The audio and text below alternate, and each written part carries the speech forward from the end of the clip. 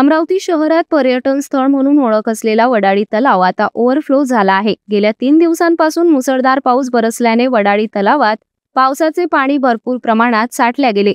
Overflow पाण्याने तलावाच्या भिंतीवरून खाली पाणी नाल्यात कोसळायला सुरुवात झाली। एकीकाळी अमरावती शहराला पिण्याच्या पाण्याची व्यवस्था म्हणून ब्रिटिश सरकारने 1889 साली वडाळी तलाव बांधला होता।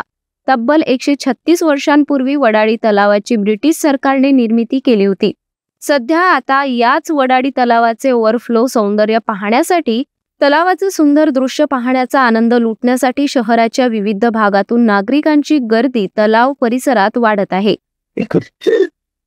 मी नरेंद्र नारायणराव कळमकर इथेच राहतो साईविलामध्ये। तर आज भरपूर दिवसानं पहिल्यांदाच हा तलाव ओव्हरफ्लो झालेला आहे आणि त्याचं पाणी पहिल्यांदाच वाहत आहे। आतापर्यंत मागच्या वर्षी 2 वर्षापूर्वी बंदच होतं। 136 वर्षापूर्वी बांधण्यात आलेल्या अमरावती शहरातील वडाळी तलाव आता ओव्हरफ्लो झालेला आहे। गेल्या 4 दिवसापासून अमरावती शहरातच नव्हे तर संपूर्ण विदर्भात मुसळधार पाऊस बरसत आहे। याच मुसळधार पावसामुळे आपण पाहू शकतोय अमरावती शहरातील ब्रिटिशकालीन असलेला वडाळीचा हा तलाव आता सौंदर्याचं या ठिकाणी रूप धारण केलेलं आहे।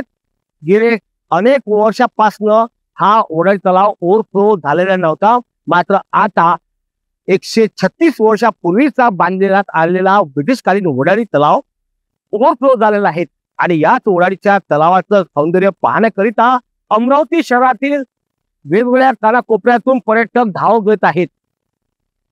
सुंदर असं दृश्य आपण पाहत आहात। अमरावती शहराच्या टोकाच्या भागात असलेलं ब्रिटिशकालीन वडाळी तलावाचे हे दृश्य आहेत। चारही बाजून पावसाचं पाणी साचलेलं आहे आणि याच भिंतीवरून ओसंडून वाहत असलेले पाण्याचं दृश्य आपण पाहत आहात। अनेक वर्षांनंतर हा वडाळी तलाव आता ओव्हरफ्लो झालेला आहे आणि अमरावती शहरातील नाल्यामधनं आता याच पाण्याचा विसर्ग होत आहे। मजबूत बांधण्यात आलेली भिंत अद्यापपर्यंत खचली नाही। मजबूतीचा ही सुद्धा पुरावा ब्रिटिश सरकार देत असल्याचंही स्पष्ट होत आहे।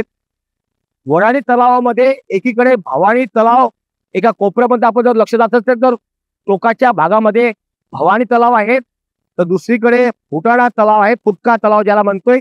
त्या 2 तलावाचं पाण्याचा विसर्ग या तलावामध्ये विसरतात आणि डोंगरातलं पाणी सुद्धा पावसाचं पाणी या ठिकाणी मिसळलं गेल्याने आता याच वडाळी तलावामध्ये सौंदर्य प्राप्त झालेलं आहे।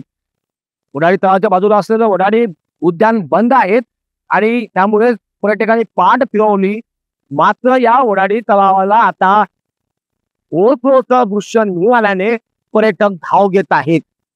गेल्या 136 वर्षापूर्वी अमरावती शहरातील नागरिकांच्या पिण्याच्या पाण्याकरिता ब्रिटिश सरकारने महत्वाची भूमिका आखली होती आणि त्या 136 वर्षापूर्वी म्हणजेच 1889 वर्षी बांधण्यात आलेल्या वडाळी तलावाचं पिण्याच्या पाण्याची व्यवस्था केली होती।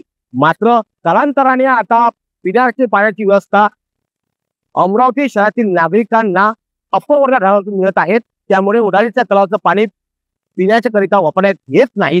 मात्र सौंदर्य अमरावतीचं नक्कीच नैसर्गिक एक दृश्य, एक छत्री तलाव तर दुसरीकडे वडाळी तलाव, त्यामुळे आता वडाळी तलावाला ओव्हरफ्लो झाल्याने अमरावती शहरातील पर्यटक धाव घेत आहेत।